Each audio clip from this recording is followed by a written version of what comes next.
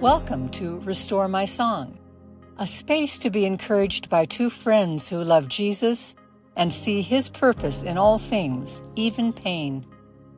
Every episode you'll hear real stories from real people who asked, "How am I going to make it through this?" and found God's redemption. Here's your hosts, Joya Hyde and Rhema Toll.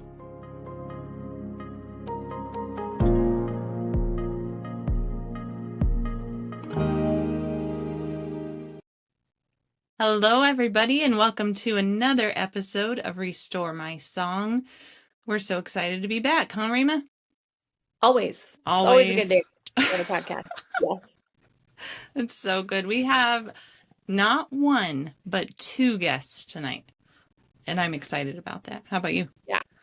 It's our first time hosting, too. This is awesome. It's very cool. It's very cool. So, with that being said, let's introduce them.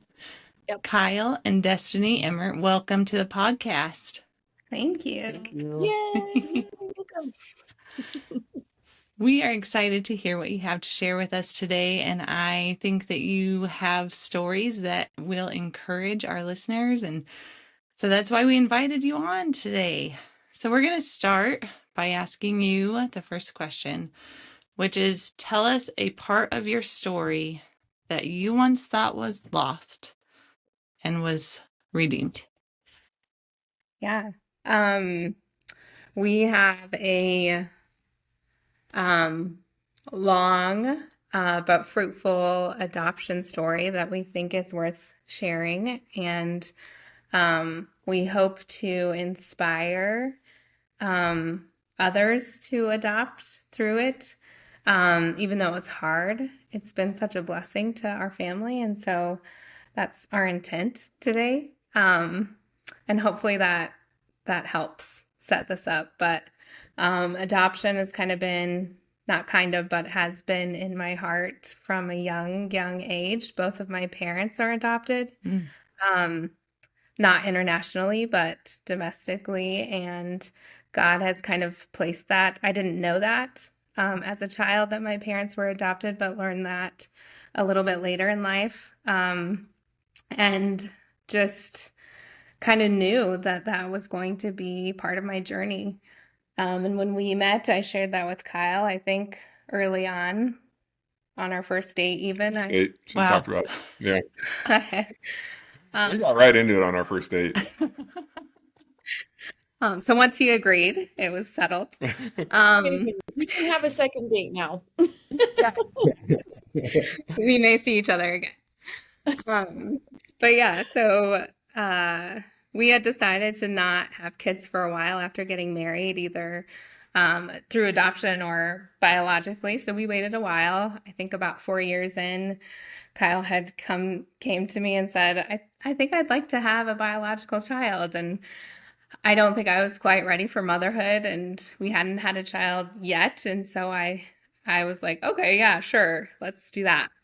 And a month later, I was pregnant. So I think kind of bitterly, God had some transformation to do on my heart to make me be ready to be a mother. And that took a lot longer. I had a hard time being pregnant, not because of any reason necessarily. Like I was healthy.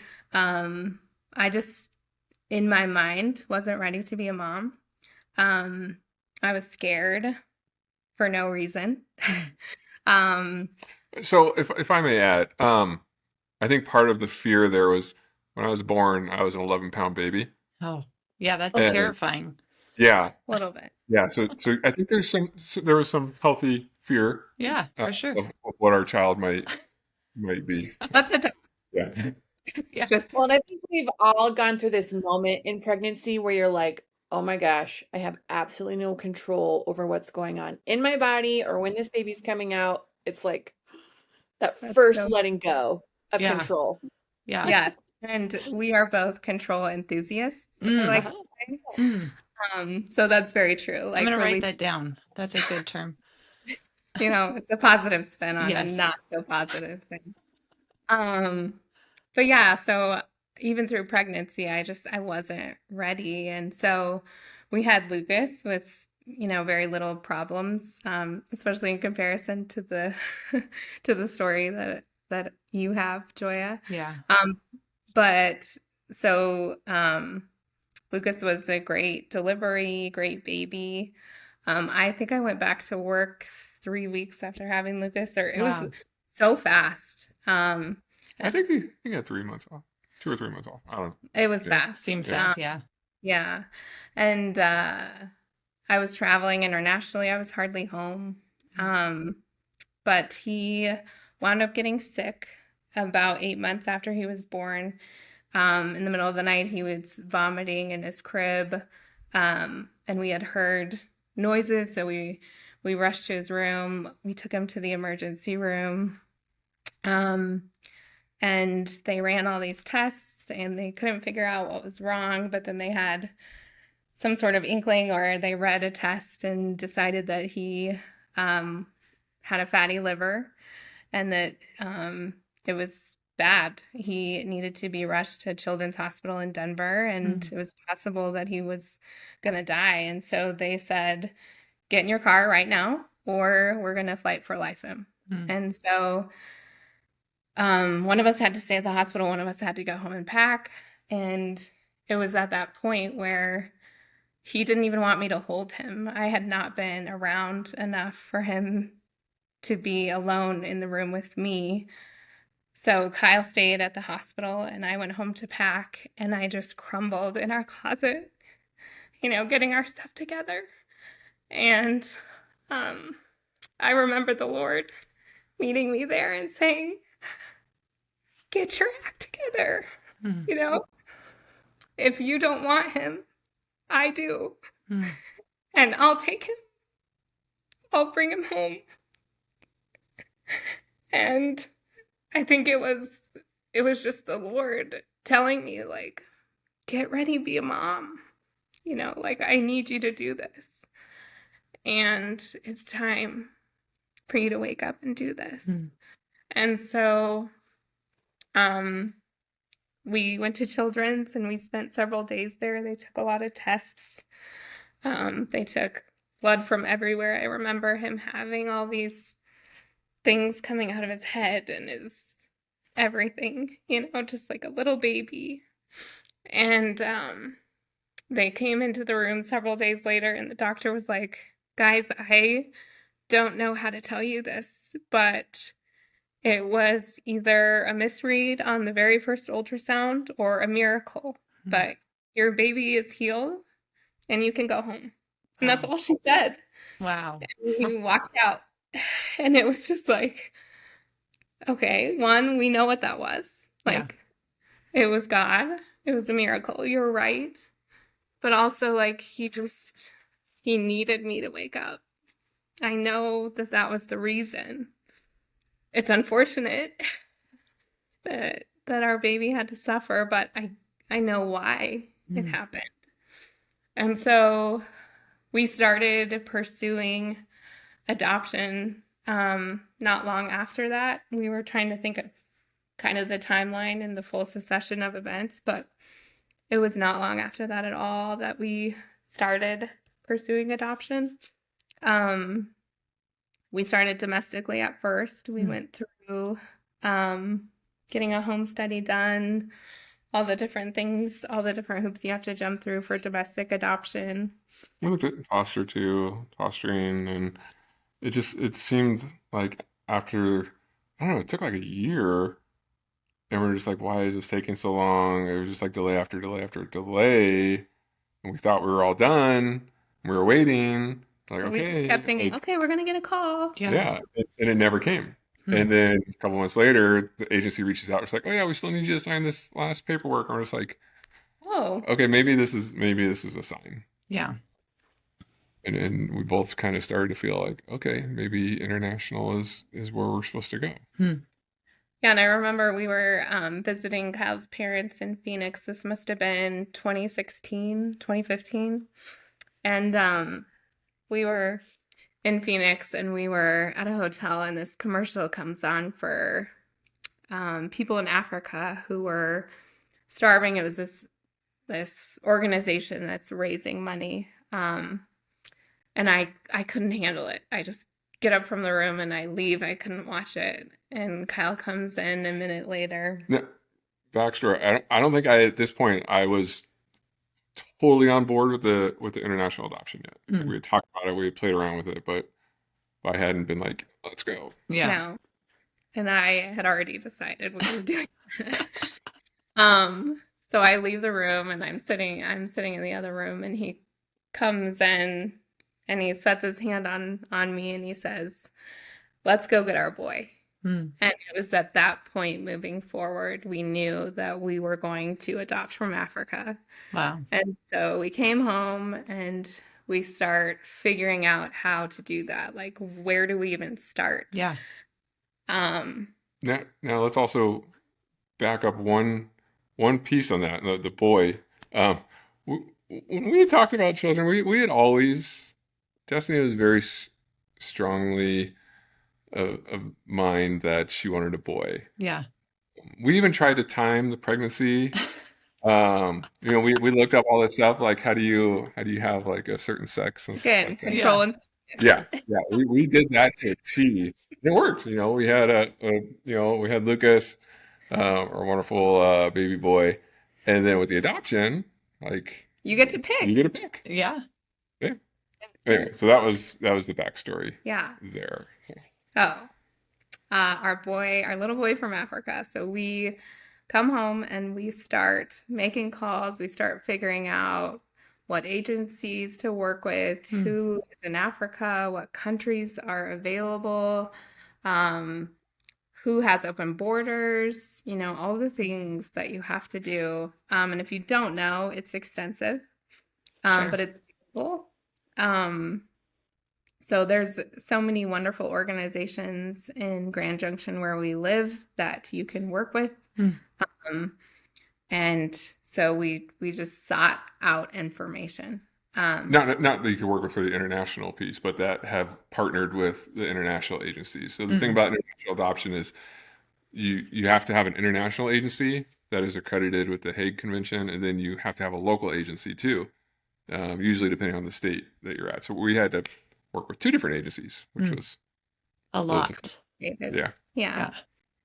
So anyway, it narrowed the countries down for us anyway of who was available to work in. Burundi, Africa, is one of the poorest, most beautiful countries in the world, and that is the country we wound up settling on. In 2017, we were officially registered to adopt in Burundi. It took us about a year to get to that point because you got to do your home study, your all this paperwork, get it all approved through the federal government. So that was like beginning of 2017. We started that, and we got registered in November of 2017. Yeah. So we were registered for a boy. Burundi has some criteria that anytime you adopt, your registration, your requirement has to be that you adopt a child as if you're having a child. So 9 months, 10 months younger than your youngest child. So you follow birth order. Yeah. Okay. Which is wise from all that we've learned. So our child would have been... I mean, at that point, we were looking at 1 to 2 years old. Yeah. Or so, and then like as we waited, that period got longer, and the age requirement got more and more open. Yeah. And when we registered, when we got registered in country, we were told by our agency that they're doing, it's called a matching committee, where it's the central authority, which is the government agency in Burundi. They meet on a regular basis. They have a matching committee. And we were told that they were meeting 3 to 4 times a year. Okay. We, over the 8 years that we waited for our match, they met 4 times. Wow. And 3 of those were in the first year, but it was like a January, June, December. And I'm sitting there thinking, I'm just like, that's not that's not 3 or 4 times a year. Right. That's like 2 times a year. And then it just kept getting longer and longer and longer. Mm. And yeah. And over the years, COVID happened, the presidential elections and the transitions from different leadership in our country and in Burundi, and just things that were out of our control and that we just had to give to the Lord over and over again because there was nothing we could do, Yeah. was excruciating. Hard. Yeah, and we would get these calls from our agency, or we would beg them to give us information, and it would just over and over again be, I'm sorry, like there's nothing we can do, there's nothing you can do. Again, you weren't matched. Again, they didn't meet. Again, you know, Yeah. um, And throughout this whole time, it was like we used to pray nightly as a family with Lucas, and as he got older and was understanding what we were praying for, it got harder explaining to him like why our his brother wasn't coming home Right. the next day, and we kind of had to stop. It was too painful. Like stop praying with him for that, and I for me, I became detached from the process. Mm. Like Destiny was the driving factor for those first 7 years. I was just kind of along for the ride, and it had become detached because I couldn't handle it. Right. It was hard, It's too like the weight. long. Hmm. Yeah. And then, so I think fast forward now. Yeah. So then we fast forward to 2023, yeah, April, May. yeah, We, so, okay. We had gotten so frustrated, we were considering leaving the program and switching to another country. It's like, this is ridiculous. Yeah. And then we had gotten word that there was finally a matching committee after a couple of years. And we were like top of the list in our agency. we were the longest waiting family that had not been They matched. told us like you guys are the next ones up. And this entire time they had been following it um pretty pretty consistently that like whichever family was up next, they were being matched. So we were It fully had to be us. expecting. Right. And so we'd heard there was a matching committee, and it takes at least a month for you to hear if you get matched with a child after the matching committee. Usually longer than that. It was before that it was like 2 or 3 months, but I think because it had been so long, the agency was pushing harder. Anyway, so after real quick, and yeah. just to answer the question of why does it take so long, we got this picture of during COVID, they had moved the government agency from one building to another, and in order to move, they had loaded the files and the paperwork into boxes and put them on bicycles, Mm. and they rode them from across town, stacked on top of each other on bicycles. Wow. That was our paperwork Right. in boxes Right. on bicycles. And so, like, imagine if a windstorm came or the bicycle got hit by a bus, Anything. Yeah. in a pothole, because there are millions of them everywhere. Mm-hmm. Like the extreme, like it's not like a computer system that just Yeah. powers up and they can Right. send an email. It's literal. The poverty does not allow for the things that we think of as convenient communication, you know? Just when So you think you've been letting go of control, you have to Right. let go more and more. Right.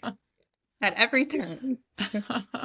so we get the call finally, and they had been telling us reassurance the whole time. Their person in country was advocating for us, and we were shocked when it was the same words over and over. You were not matched, and our hearts broke. We were Just in crushed. Yeah. utter dismay, and did not. We couldn't even. We couldn't like. It was shock was the best way to explain it. We couldn't even really talk about it. we didn't know what to do from there. We're just like, God, what the heck? Yeah. We might have used some adult language in there. It was very frustrating. It was like a level of mourning that I hadn't ever experienced. Yeah. Yeah. So then we don't know what to do. And then 2 weeks later, we kind of moved on, and we get another call from our agency. I have Lucas at this appointment, and like I couldn't answer the call, and like, why are they calling us anyways? And um, we go down, we get in the car, and we call them back, and we get Destiny on the phone, and you go ahead. I'm at work, so we're all on, lines from everywhere, and our agency says, "Okay, is everybody on?" And I hear Kyle and Lucas say yes, and I say yes, and she says, "Okay, we got news today. I was wrong. You were matched." And we're all quiet and kind of in shock, and she says, "Her name is Rania." And Lucas from the back seat of the truck goes, "Wait.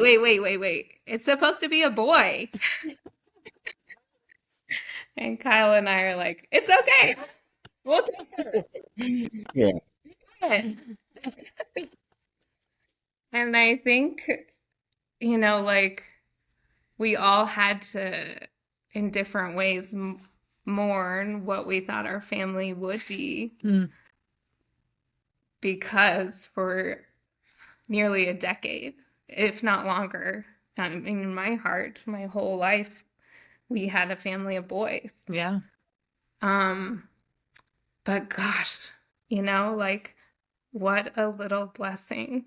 Mm. God knew the whole time what our family would be. Yeah. And it's perfect. So then we finally were able to move on and start working on the next stuff. We had to review all this stuff, and then we had to accept it, and then all these different things. Now it's like the next phase of the process that we start working towards. They had told us, our agency, that it would take 8 to 10 months, and I think it was like May now, or in May. So we start working towards that, and so we accept the referral. We get pictures. We finally get pictures of her for the first time, and she's beautiful. Um, and yeah, so I think we're leading up to my job next, right? Yeah. So then I had been working for a consulting company. I'd been kind of working for a couple different consulting companies over the years, and it's our anniversary. We're getting ready to go on our anniversary trip the very next day. It's the day of our anniversary, the day after my birthday. And I go to get on my weekly one-on-one with my boss. And as I'm getting ready to go into the meeting, I see this email come across. I was in sales at the time. I was handling all of our inbound web inquiries, and I see it's from this company I recognize. It's my brother-in-law's company. I was like, oh, I think that's Sean's company. 1 minute later, I go in this meeting with my boss. He's letting me go. Huh. Losing my job on our anniversary. We're just getting ready to go on the trip. I'm like, we got this adoption. Right. I'm like, oh my gosh. I had never been through this before in my life.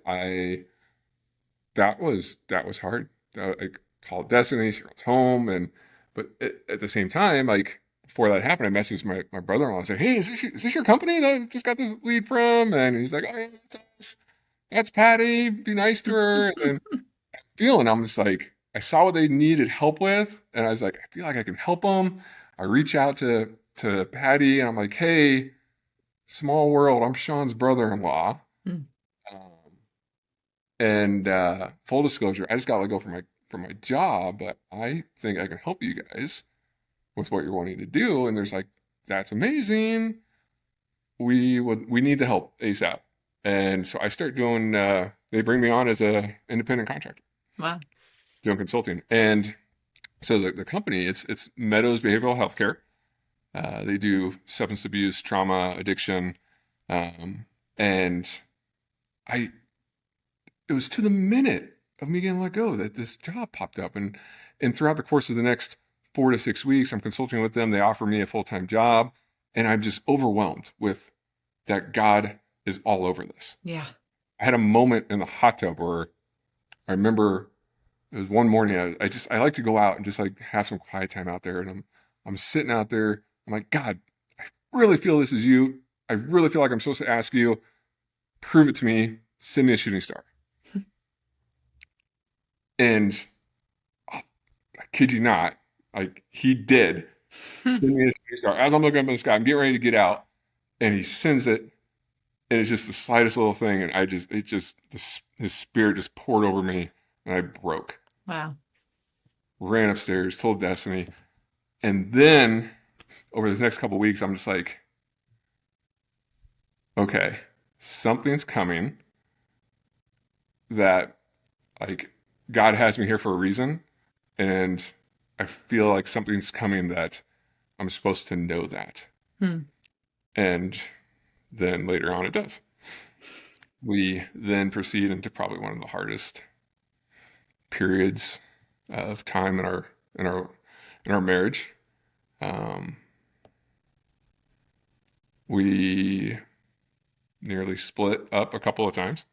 And then coming up almost a year ago, we had like our biggest fight ever, and we were splitting up. I was moving out, and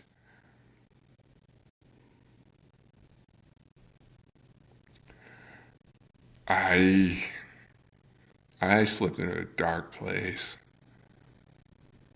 Like the night that I moved into the basement, took all my stuff down, and I was not in a good place, and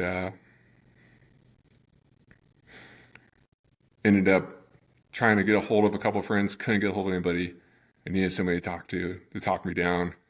I randomly call a friend of ours that's a therapist. I'm like, I gotta talk to him. Call him up, and it's like I'm suicidal at the time. I am, and he talks me down a little bit. He eventually, after calming me down, he refers me like, hey, if you need help, call the suicide hotline.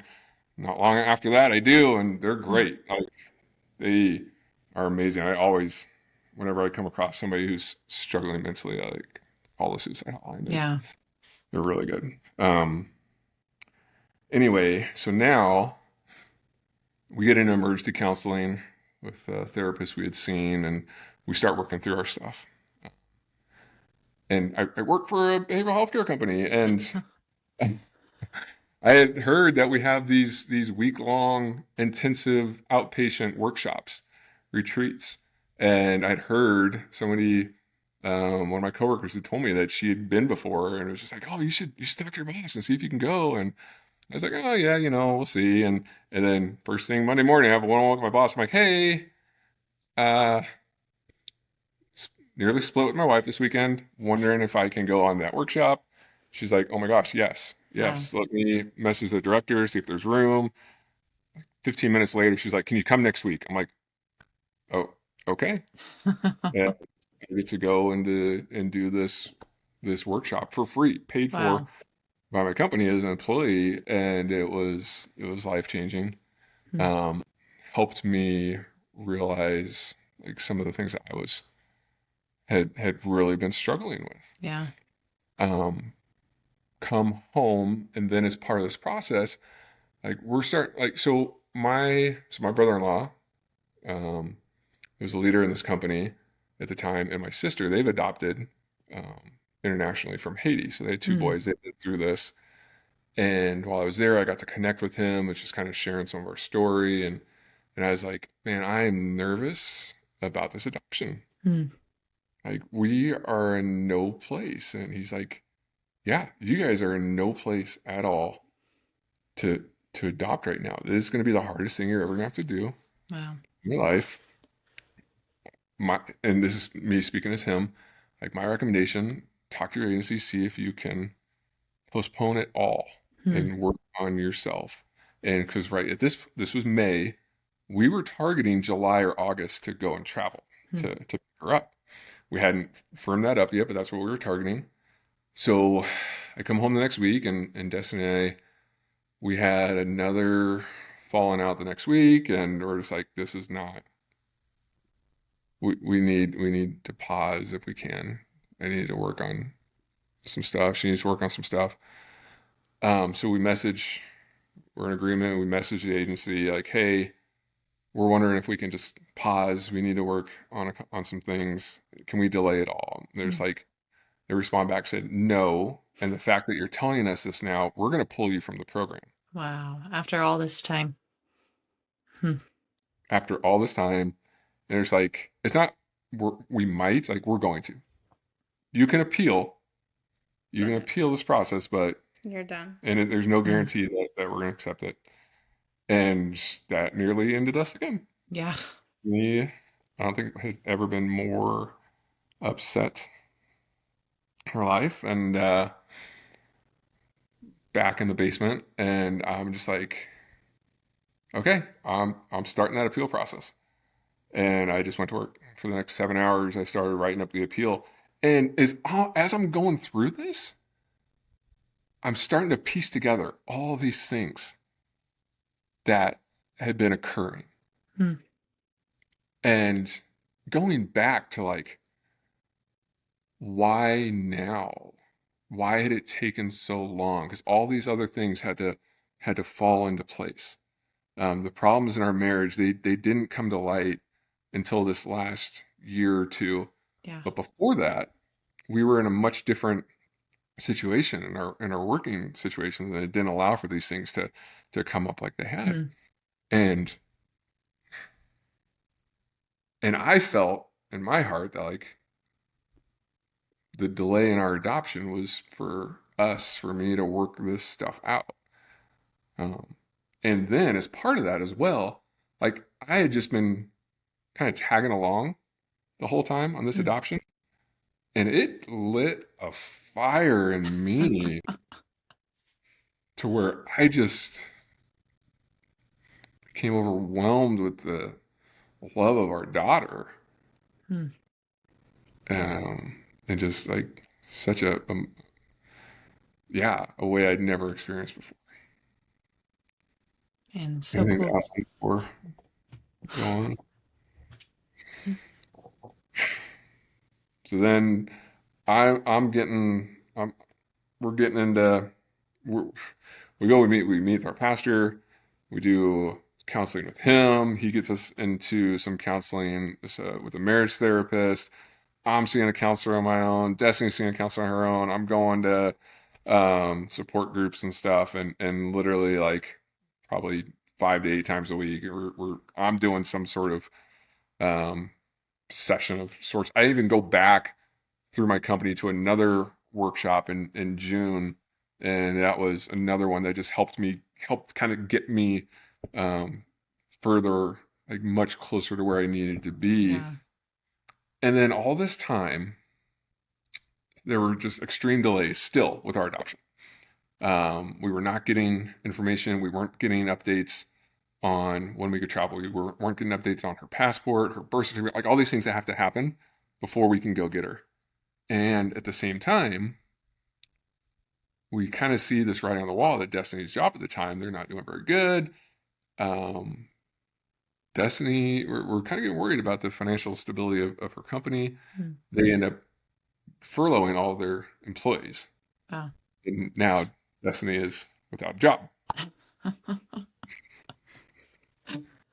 And, well, what are we going to do?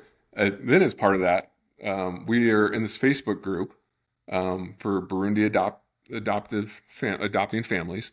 And we had connected with this other family, and this guy, Jeremy, was actually going over to Burundi in August for 3 weeks. He's running a medical camp. He had adopted 3 kids, Wow. From Burundi 5 years ago or so in 2019. And he had started up his own organization. So we both kind of felt after meeting with him like, Destiny's not working. Where is she supposed to go help him? I knew right away that I was supposed to go. I was telling myself, she's supposed to help them, but I think she can help them from here. Like, like help organize things and stuff. But Destiny's Right. like, no, I'm supposed to go. Yeah. So she goes. Why not? She didn't have a job. And so she um, gets everything in order, goes over there at the tail end of Jeremy's trip, meets some of his contacts. He leaves, and then his contacts that she had met are now there to help her. Destiny had built this relationship with this amazing woman named Francine. Francine then spends the next week with Destiny going and working directly with the government agency over there. It gets done in a week, what would have taken our agency at least 2 to 3 more months. Wow.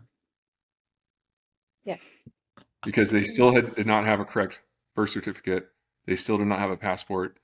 And every time they issue something, there's typos. There's always typos. Sure. Everything is done by hand there. And every time there's a typo, it takes another week, 2 weeks. Yeah. Just to get So it figured out. And Francine and Destiny were there every day. Francine got into a very close relationship with the head of the central authority over there, and was like calling her every hour or something like that. Text each other. Yeah, I mean they're friends now. It's Wow. pretty amazing to see what has happened since then. But anyway, so Destiny calls or messages me and it's like, "Hey, it's looking good. I think you and Lucas need to come." So we Wow. booked flights. I mean, I had packed. I bought a one-way ticket. Yeah, our agency, like we'd already had our adoption decree issued. Okay. So like, technically she was our daughter, but we needed these last pieces to be done before we were able to bring her home. We didn't know how. So Destiny went over there on a one-way ticket, didn't know how long she was going to be. Wow. Indefinitely. It's so Didn't courageous. Didn't know if they would let her take her from the orphanage. We were hoping they would let Destiny take Ronnie from the orphanage and just stay with her at the hotel. But they weren't going to do that. Wow. They weren't letting her. And that's what that week of getting all those things done was doing. So then Destiny was able to go and meet with her twice. 3 times. 3 times. And had to say goodbye 3 times, where this girl has no idea. Like, We can't communicate. Rania doesn't speak English. yeah. She's never been hugged or kissed. I've talked to her about it now, but I remember the first time that I met her, I kissed her on the forehead and she told all of her friends, like, she kissed me. Like, what was that? And her friends were like, I don't know, like, so weird. So weird. And then The last time I saw her, I said goodbye, and she had this alligator tear that just rolled down her cheek. And I told the orphanage director the last day that we got to see her and take her home with us, and the orphanage director said, "What? She cried? Anya's never showed any emotion." every picture we had seen in her, she has a very stoic face. Just sad, just no emotion whatsoever. And this was like the first time they had seen her show any emotion. Wow. And Beautiful. yeah, so Lucas and I, we land Monday morning, hoping to go in straight to get her, but it didn't work out. But we got the go ahead to go pick her up Tuesday morning.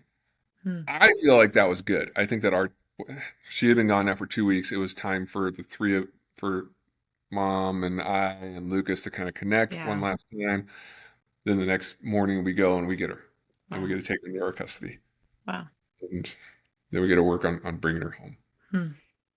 So 9 years in the making. Wow. But she came home with us in September of 2024. Yeah. And she's been home with us since. And she is precious. She really is. Yeah. That first month was not the easiest. We were still learning and we probably had some missteps along the way, but for sure. There were times when I would sit with her in her room and she wasn't able to, she'd never really had any sort of authority or restrictions placed over her.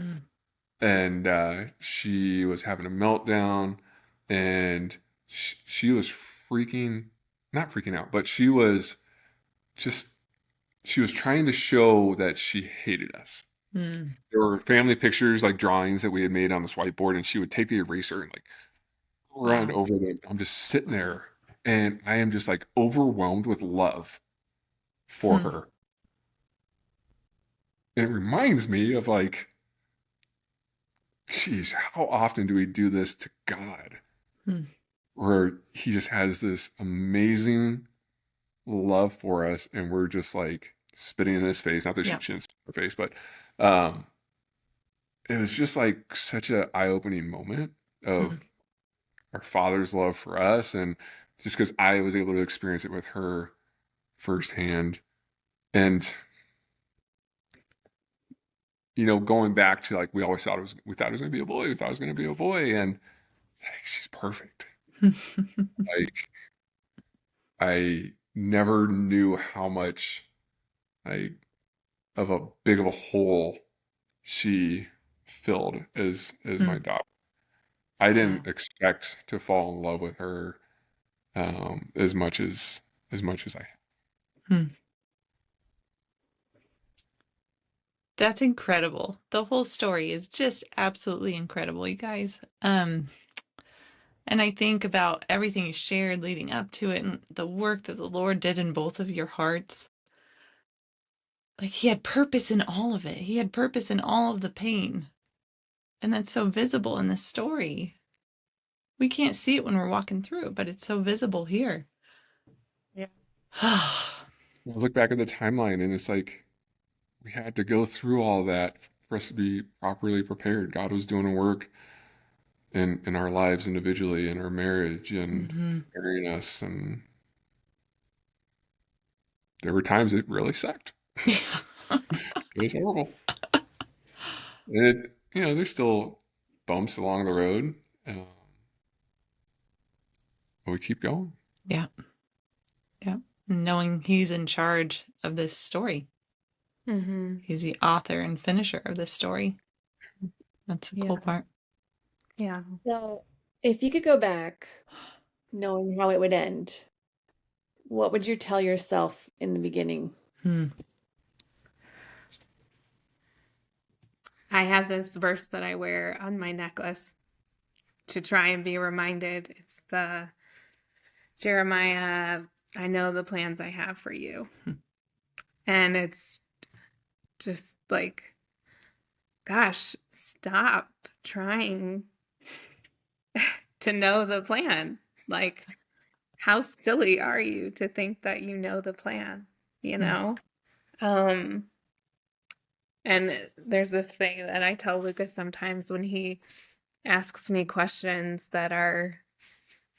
um that are things he doesn't need to know, like that's too heavy right now for you to carry, and I can't answer that.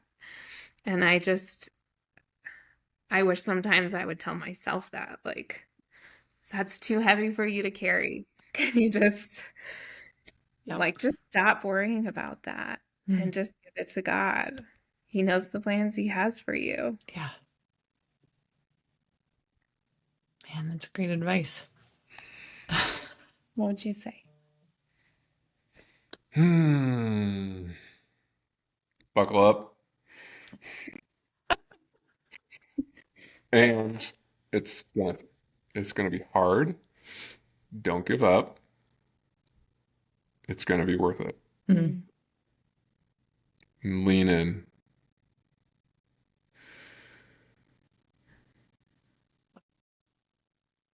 So good.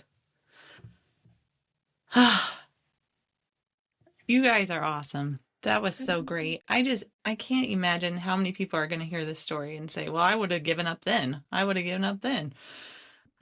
So to see your beautiful family now, I got to see Rania this week, actually. And when I said hello to her, I said, hi, Rania. And she goes, how does she know my name? She asked you, Destiny. And well, we've known of you for a long time. Mm-hmm. Mm-hmm. And Yes. she really is such a beautiful girl, and the Lord has such a purpose and a plan for her life. Mhm. So Amen. thank you for sharing with us tonight, guys.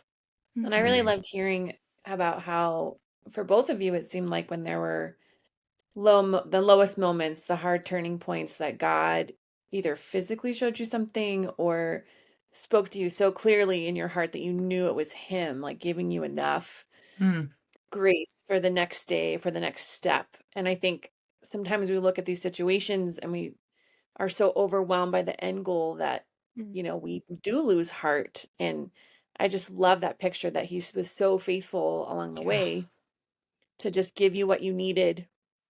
And it's so frustrating to live that way, right? I feel like as Americans, especially, we're like, I can take care of myself. I got this, right? Yeah. And obviously, He teaches all of us in different ways that it's Him who takes Mm-hmm. care of us Mm-hmm. along the way. Yeah. We used to joke like God's just teaching us patience, but after a decade it feels like no, like there's more than that. Like Gotta be he's more to it. Yeah. yeah. There's more. Like, I know we're running out of time. We had always um we'd always thought that Rania was older than she was. Hmm. They told us that her birthday was January of 2018, and even the first pictures we got were just like, she looks older than that. And usually, adoptive kids coming out of um, poorest countries in the world, like they're usually half the Yeah, size sure. of what they should be. And we're just like, she looks older. Well, anyway, we had ended up through one of the contacts that Destiny made hiring somebody to look into her past, and turns out he was able to find the woman who found her Hmm. at and She's connected the whole story. I got to go out there in January. I went with Jeremy back out there. He was doing some work out there to get ready for an upcoming medical camp he's running. And I got to go and meet the woman who found Rania, connected all the dots. She Wow. cared for her for 3 years, and before Rania ended up in one orphanage for about a year and then got yanked from there and put in another orphanage, which is where we were able to get matched to her. And I asked this woman, I was like, "Hey, what's the significance of this date?" And she's like, "Oh, that's not the date she was born. That's the date I found her." And Wow. she was about 2 or 3 years old, and it just confirmed that she is like 2 to 3 years older. So now it's like, here we thought we had like a 6 year old, 7 year old. I mean, when we were matched, she was 5 supposedly, and she's, so we're working on the court with the courts now to change her age, Hmm. to get her up to where she's supposed to be. But it's all kind of still part of God's story. well, and now we And have this connection with this beautiful woman who loves the Lord, Hmm. and we get to go back Wow. and to this wonderful country that Rania's from, and That you guys have also fallen in love with, yes, right? and through yes. Destiny going to this orphanage over and over, and then I got to go back to this orphanage again in January. Like, we've built a relationship with the orphanage director, and now we're just like, okay, let's help her. Use Wow. us, Lord. So Like how? So we're now like prayerfully considering, like, okay, how is this going to look? Hmm. What are we doing? So we're looking at starting up our own nonprofit and start Hmm. raising money to help fund this orphanage. Um, and the woman who runs it is amazing, and she has such a heart for Jesus. And Wow. there's more. There's so much more. Like, this is just So the much more. beginning. Right. And we're so excited about what God might have either through that or just through Rania, or even through Lucas too, and Right. seeing what might happen through this. when we learned that it wasn't a boy, I was asking Lucas what he thought about that, and his first response was, we had named him Malachi so that we could pray for a name Sure. and make it real. Mm-hmm. And so every night it would be, please bring baby Malachi home. Mm-hmm. And Lucas's response to me when it wasn't a boy was, well, maybe I will adopt Malachi someday. Wow. I just, Wow. like, I pray that happens, like, let's let's bring adoption a reality in Yeah. people's hearts. You know, there are orphans around the world, Mm-hmm. and like they need to be seen. Mm-hmm. Wow. Yeah. So cool. So this story continues. Yeah. So can we do like a check back with you in just in a couple years, see what happens? Absolutely. Yeah. Mhm. Yes. Yeah. I love that. Mm-hmm. So If we ever great. get around to it, hopefully we'll have a book out by then. Do it. We've joked around with it, but it's like the stories just continue to pile up. We're just like, we got to get this down. Yeah, there's so much to share. And if you guys just kept this to yourselves, like that would be mean because there's Thank just there's so much beauty in it. And the Lord can use all of it. So Mhm. Yeah. Mhm. And there's so much more there too we didn't even dig into, and it's okay. It's for yeah, another yeah. yeah, absolutely. Wow. Thank you for asking us. Yeah. Yeah, thanks for being here. course. Raymond, would you pray for them as we leave today and be on our way and all that good stuff? Yeah, I'm happy to do that. Jesus, thank you so much for Kyle and Destiny.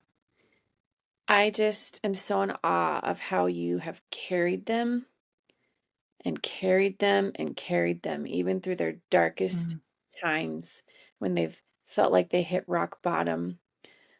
And praise you, God. I praise you for bringing them back up. It's only you. They can only thank you. We can only thank you for this. And God, I just pray for this beautiful foundation that's been laid, and I pray for blessings upon them both as they ponder what's next. And I pray you just make it so clear, like you have in the inward journey or the outward journey, what step to take, when, and where. I just pray for clarity, for unity of heart, for their family continuing to blend, that it would be so many moments of ease where they maybe had expected a heartache. I just pray for that over them. In Jesus' name, amen. Amen. And hey, I got one more thing that just came to mind. Good. I gotta share it. When we split, we told Lucas we were splitting, and we have a fridge with a digital screen on it that you can play around with and create on. And I come out late at night or one morning, and he had put this note on the digital screen. It said he pulled up a picture of our family, and on the caption it said, "Don't give up. God has a plan for us." Wow. And honestly, that might have saved us. Wow. Wow. And just when you're thinking, like, kids don't register that kind of stuff, or, they don't have the emotional maturity, to see what's going on. Yeah. Wow. God used him. Sounds like over and over again to speak to you guys.